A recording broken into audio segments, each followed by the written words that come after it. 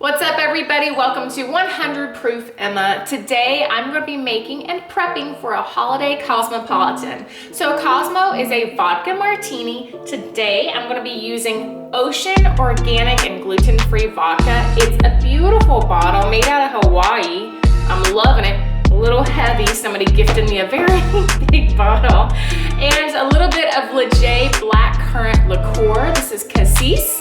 You can actually use Chambord. It's a little easier to find. This is a really special product out of France. I'm gonna mix those two together, a little bit of simple syrup, and it'll be a great martini to drink under the mistletoe. So try it out, let me know what you think.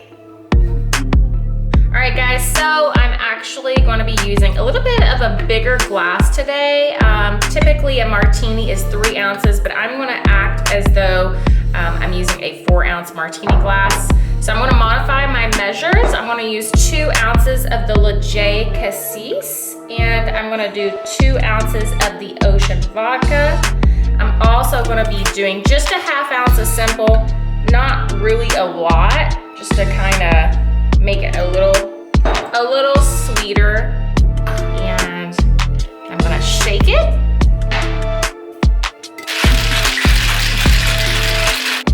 Here we go.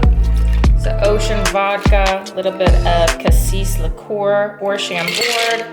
I'm gonna do a dehydrated orange for a nice little garnish. Okay, so let's try out my Holiday Cosmopolitan.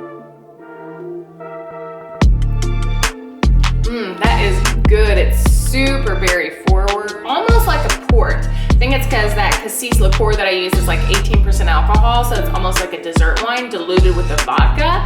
It's really nice. It's a beautiful presentation with that orange, dehydrated orange on top. Reminds me a lot of holiday meals. I think it would be a great pairing with turkey and ham.